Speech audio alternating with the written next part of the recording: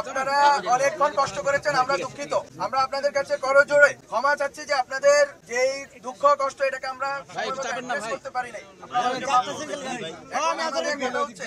আপনারা যেই ধরনের যেই রিড্রেস চাচ্ছেন, যেভাবে চাচ্ছেন এই জিনিসগুলো এখানে আমাদের পরিচালক আসছেন, সাইদুল স্যার আসছেন, আসিফ নজরুল স্যার আছেন, আসিফ মাহমুদ আছেন, আমি আছি। আমরা কথা দিয়ে যাচ্ছি এবং আপনাদেরকে বারবার আমরা পৌঁছাইছি কথাটা। আমাদের পক্ষ থেকে বারবার পৌঁছানো হয়েছে যে 2টা বাজে আগামীকাল 2টা বাজে সচিবালয়ে বসে আপনাদের প্রতিনিধিদের সাথে আমরা কথা বলবো এবং যে রিসপেক্টিভ মিনিস্ট্রিগুলো আছে, স্বাস্থ্য মন্ত্রণালয়, সমাজ কল্যাণ এবং অন্যান্য যে সকল মন্ত্রণালয় আছে, জুলাই স্মৃতি ফাউন্ডেশন এবং আমাদের গভর্নমেন্টের দপ্তর থেকে যারা শহীদ আহতদের অর্থদান এবং পুনর্বাসনে আছেন, সবাই মিলে আমরা বসবো, আপনাদের কথা শুনবো। এবং আমি মনে করি আমরা এখনো একই প্রস্তাব রাখ এবং আমরা আপনাদের সাথে আপনাদের সংবেদনশীলতা এবং আপনাদের কষ্টের সাথে সমবেদনা জানা এই রাত্রে, গভীর রাত্রে আমরাও এসেছি আপনাদের সাথে কথা শোনার জন্য। আপনাদের কথা আমরা শুনবো, কিন্তু আমরা মনে করি এখন এই কথাটা শোনার জন্য উপযুক্ত সময় নয়। আপনারা যদি রাজি থাকেন, আগামীকালকে 2টা থেকে যতক্ষণ সময় লাগে আমরা আপনাদের কথা এবং সবগুলো পয়েন্টে, এবং আপনারা এই ওয়াদা আমার কাছ থেকে নেন। আমি এখানে আমাদের সবার কাছ থেকে আমরা 5 জন মিলে ওয়াদা করছি, কথা শুনে 5 জন মিলে না, আজকে করলে এটা আধুরা কথা হবে। এই কথার কোনো বাস্তবিক কোনো ফলাফল আপনারা পাবেন না। আপনাদের জন্যই যদি একটি আলোচনা হয় যে আলোচনাতে সবগুলো স্টেক হোল্ডার থাকবেন, তাহলে আপনারা এই রূপরেখা পাবেন। এবং আমরা আলোচনা করে এসেছি যে আগামী ডিসেম্বরের ভেতরে যতজন আহত আছেন, শহীদদের ব্যাপারে তো আমরা একটা স্পষ্ট অবস্থান, এবং আপনারা দেখতে পাচ্ছেন যে বিভিন্ন জায়গায় আমরা অনুদানের কার্যক্রমগুলো চলছে। আহতদের জিনিসটা হয়তো আমরা এখনো পর্যন্ত সঠিকভাবে আপনাদের সমর্থন এবং সহযোগিতা করতে পারিনি, আমরা দুঃখিত। কিন্তু আমরা মনে করি আগামী ডিসেম্বরের ভেতরে একটি রূপরেখা আপনাদের দিক থেকে আসুক এবং সব স্টেক হোল্ডাররা মিলে বসে আগামী ডিসেম্বরের ভেতরে আমরা সব আহত, পুরা বাংলাদেশের সব প্রান্তিক এবং শহরে যেখানেই থাকেন না, যতজন আহত সবাইকে আমরা চিকিৎসা এবং চিকিৎসার সাথে সাথে পুনর্বাসনের ব্যবস্থার ব্যাপারে স্পষ্টভাবে আমরা অবস্থান নিব। ডিসেম্বর পর্যন্ত আমাদের সময় দেন এবং কালকে এসে বসে আমাদের সাথে আপনারা একটি রূপরেখা তৈরি করার জন্য আমাদের সহযোগিতা করেন। আমরা আপনাদের থেকে আপনারা যতজন প্রতিনিধি চান আপনারা পাঠান, আমরা আপনাদেরকে নেওয়ার ব্যবস্থা সচিবালয়। এখানে কোথায় বসবেন না সবাই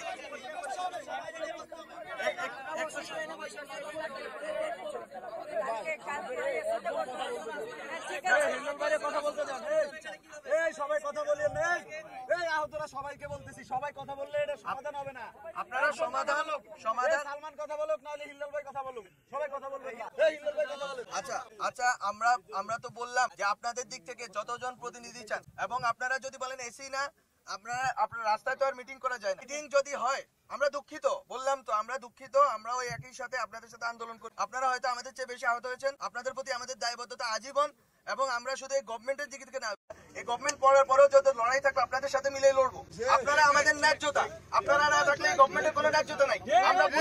আমরা যদি ভুল করে থাকি আমাদেরকে ক্ষমা করেন, কিন্তু আপনারা আলোচনায় বসেন, কথা শুনেন, আপনাদের কথাগুলো যাতে কার্যকর ভাবে এটা বাস্তবায়নের সুযোগ তৈরি, এই সুযোগটুকু আমাদেরকে দেন। আমি প্রথমে আপনাদের কাছে ক্ষমা চাচ্ছি। আমাদের মাহফুজ বলেছে আমাদের ব্যর্থতা আছে, ভুল আছে। আপনাদের প্রতি আমাদের অনেক অনেক অনেক বেশি দায়িত্বশীল হওয়া উচিত ছিল। আমরা চেষ্টা করেছি, চেষ্টার মধ্যে ঘাটতি ছিল না, কিন্তু আমরা কাজটা করতে পারি নাই। আজকে থেকে 1.5 মাস আগে, আজকে এই যে আছে আরো কয়েকজন ছিল প্রধান উপদেষ্টার ওখানে, তারা যখন রাত্রে এসেছিল আমি খবর পেয়ে সাথে সাথে ছুটে গেছি। আমি ওনাদেরকে নিয়ে প্রধান উপদেষ্টার কাছে গিয়েছি এবং উনি এখানে এমদাদ আছে বলবে উনি কতটা আন্তরিকতার সাথে বলেছেন যে সবার চিকিৎসার ব্যবস্থা করবেন, সবকিছু করবেন। আমাদের অবশ্যই ঘাটতি ছিল এবং আপনারা যেখানে বসে আছেন এটা আমাদের মোটেও ভালো লাগছে না। আমাদের জন্য এটা হৃদয় বিদারক ঘটনা। এবং আমরা এই যে আজকে ফরিদা আপাও ছুটে আসছেন, আমাদের যে নতুন স্বাস্থ্য উপদেষ্টা, দেখেন আমরা তো একটা ফিল করেছি যে আমাদের ঘাটতি আছে। উনি আমাদের বিশেষ সহকারী স্বাস্থ্য মন্ত্রণালয়ের প্রতিমন্ত্রী দায়িত্বে আছেন। উনি আমাদের যে পিজি হসপিটাল আছে এটার প্রধান হিসাবে ছিলেন, অনেক বড় একজন ডাক্তার। আমরা আমাদের যে ব্যর্থতা আছে, আমাদের যে ঘাটতি আছে, সেখান থেকে যে আমরা শেখার চেষ্টা করছি, এটা তো একটা প্রমাণ যে আমরা ওইখানে স্বাস্থ্য মন্ত্রণালয়ে ওনার মতো একজন অভিজ্ঞ ডাক্তারকে বসি। আপনারা যে রেগে আছেন, আপনারা যে কষ্ট পাচ্ছেন, ক্ষোভ পাচ্ছেন, এটা খুবই স্বাভাবিক, খুবই স্বাভাবিক। কিন্তু প্লিজ একটু বোঝার চেষ্টা করেন। এই যে মাহফুজ বললো, আসিফ বললো, ফরিদা আপা বললো, আপনারা কি আমাদেরকে রাজপথে দেখেন নাই? সব সময় দেখেছেন। এবং আমাদেরকে সারা জীবন সঙ্গে পাবেন। মাহফুজ যেটা বললো, এটা তো একটা সরকার গঠনের ব্যাপার না। সারা জীবনে তো 15 বছরই তো আমাদেরকে দেখেছেন না, আমরা যারা সিনিয়র আছি। মাহফুজটা একটু বয়সে কম, যখন থেকে করেছেন দেখেছেন। আমাদের বললাম আমাদের ভুল হয়েছে, আমাদের ঘাটতি আছে, আমরা সেই ঘাটতি মোকাবেলার জন্য সবচেয়ে গুরুত্ব দিয়ে, আপনারা যদি চান আমিও 2টার সময় মিটিংয়ে থাকবো। একটা মিটিং যখন হয় সেখানে আমাদের অনেক কাগজপত্র দেখতে হবে, জুলাই ফাউন্ডেশনের লোকজনকে রাখবে, কারা পেয়েছে কারা পায়নি, কোথায় আমাদের সমস্যা হয়েছে, সবকিছু আমাদের জানতে হবে। আমাদের এটা দেখে ভালো লাগছে না যে আপনারা এত কষ্ট করে এত রাত পর্যন্ত এখানে আছেন, নাহলে আমরা এত রাত ছুটে আসতাম না। আপনাদের কাছে অনুরোধ, প্লিজ একটু বোঝার চেষ্টা করেন, আমাদের দিকে তাকায়। যদি আপনাদের মনে হয় যে আমরা সত্যি আপনাদের সমব্যথী, আমরা একটা সলিউশন করতে চাচ্ছি। মাহফুজ যেটা বলো ডিসেম্বর, একটু বেশি সময় বলেছে, হয়তো তার আগেও করে ফেলতে পারবো। আমরা কিন্তু কিছু ক্ষেত্রে করেছি। আপনারা আমাদের উপর আরো কিছুদিন বিশ্বাস রাখেন। আপনারা আগামীকাল 2টার সময় আলোচনা আসেন। আমাদের একটা কংক্রিট যদি রূপরেখা যদি না পান, তাহলে আমরা লিখিত দিব, এবং এটা একটা চুক্তির মতো হবে। আপনারা প্লিজ কথা শুনেন। আপনাদেরকে এখানে দেখে আমাদের ভালো লাগছে না, কষ্ট লাগছে, মনে দুঃখ লাগছে দেখে আমরা আমি টেলিভিশন অন করে রাখছি, যেখানে লাইভ দেখাচ্ছে আমি দেখছিলাম। আমি আপনাদেরকে রাস্তায় রেখে তাহলে আমাকেও সারা রাত এখানে থাকতে হবে। আপনারা একটু আমাদের অনুরোধ শুনেন, যান ভিতরে যান। আমরা কালকে যে কথা দিচ্ছি আমরা আমাদের কথা রাখবো। যদি আমরা কথা রাখতে ব্যর্থ হই, এরপর আপনারা যা করবেন সেটা আমরা মাথা পেতে নেব। কিন্তু আপনারা দয়া করে এখন ভিতরে যান। কালকে 2টার সময় যে মিটিংটা হবে, আপনাদের প্রতিনিধি দেবেন। মাহফুজ বলেছেন পরিষ্কার করে, আমি আর পুনরাবৃত্তি করছি না। আমরা দরকার হলে সবাই থাকবো সেই মিটিংয়ে, কিন্তু আপনাদের প্রতি আমাদের ঋণ আছে। আপনারা যে ত্যাগ স্বীকার করেছেন সেটার বিনিময়ে তো কিছু হয় না। তো কাজে আপনারা আমাদের একটা অনুরোধ রাখেন, আজকে রাত্রে আপনারা ফিরে গেলেই আমরা যাব।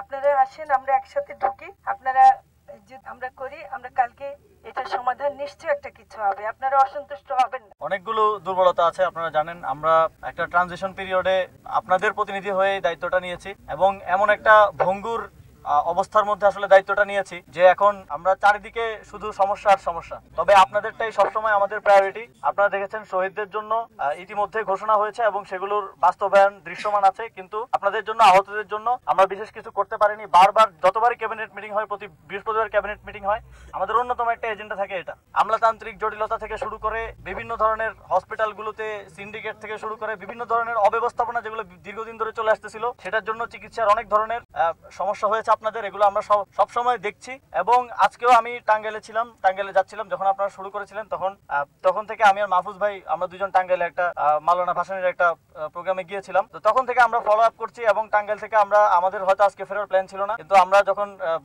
যখন আমাদের সাথে দেখা করতে চাইলেন, নাম সহ বললেন, তখন আর থাকতে পারলাম না। তখন আমি আর মাহফুজ ভাই টাঙ্গাইল থেকে এসেছি।